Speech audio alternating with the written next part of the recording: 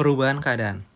Suatu sistem termodinamika bila mengalami perubahan nilai-nilai besaran fisis makroskopisnya, maka dikatakan sedang mengalami suatu proses.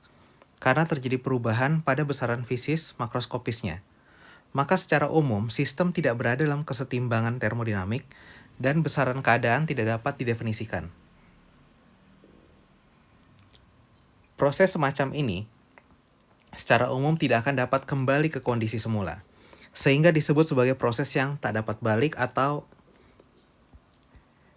irreversible. Tetapi bila perubahan dilakukan secara perlahan-lahan sekali, sehingga setiap saat dapat dianggap mendekati keadaan kesetimbangan termodinamik, maka besaran termodinamika dapat didefinisikan dan kondisi sistem dapat dikembalikan ke kondisi semula. Proses semacam ini disebut sebagai proses yang dapat balik atau reversible.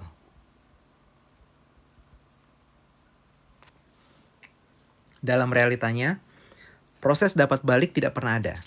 Tetapi proses semacam ini dapat didekati, yaitu bila prosesnya dilakukan secara perlahan dan dijaga agar mendekati kondisi kesetimbangan termodinamik. Proses terakhir ini disebut sebagai proses yang agak dapat balik atau quasi-reversible.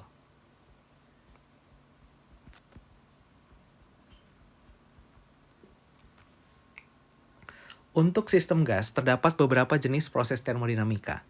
Di antaranya, 1. Proses isobarik adalah proses dengan tekanan konstan. 2. Proses isotermal adalah proses dengan temperatur konstan. 3. Proses isovolumetrik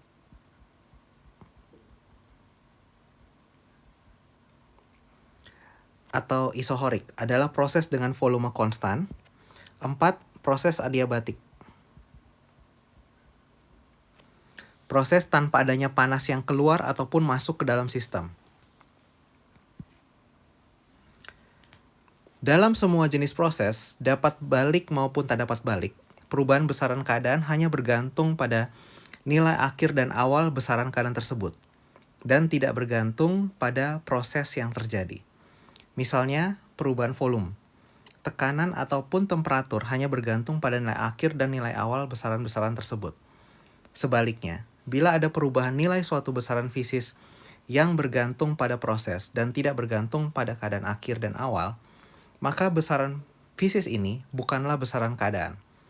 Pada besaran semacam ini, perubahan infinitesimalnya atau perubahan sangat kecil mendekati nol tidak dituliskan dengan notasi diferensial, tapi dituliskan dengan simbol delta.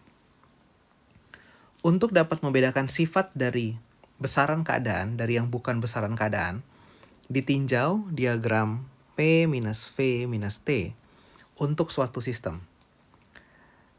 Proses perubahan volume bagi sistem tersebut dapat terjadi melalui proses ABD, yaitu pertama dilakukan perubahan volume dengan tekanan konstan, kemudian dilanjutkan dengan perubahan volume pada temperatur konstan, atau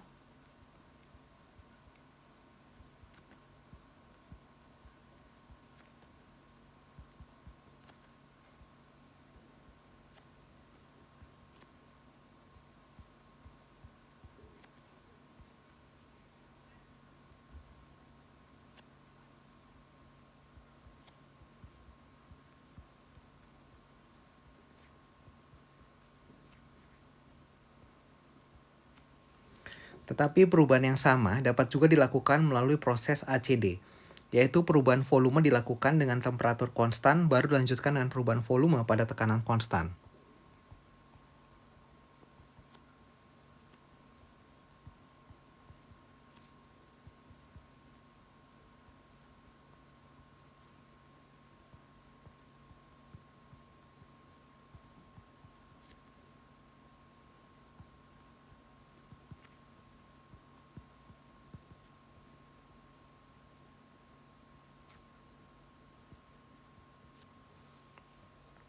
Sehingga do V do P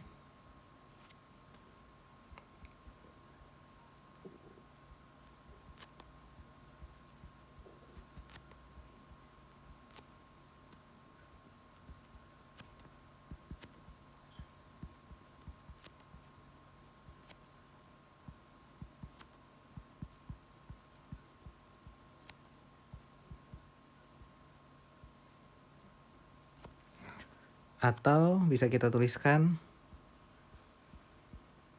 do V do T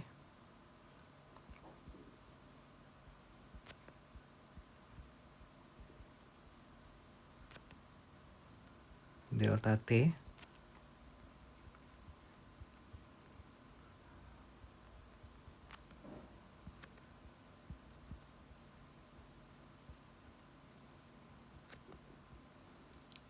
delta P. Dengan delta T adalah T2 minus T1 dan delta P adalah P2 minus P1, maka diperoleh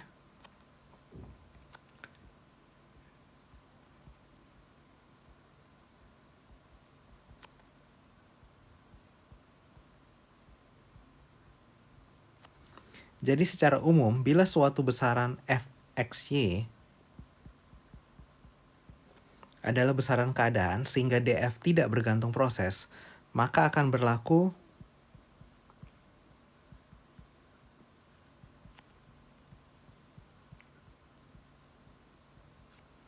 dalam matematika, fungsi fxy di atas dikatakan memiliki diferensial eksak.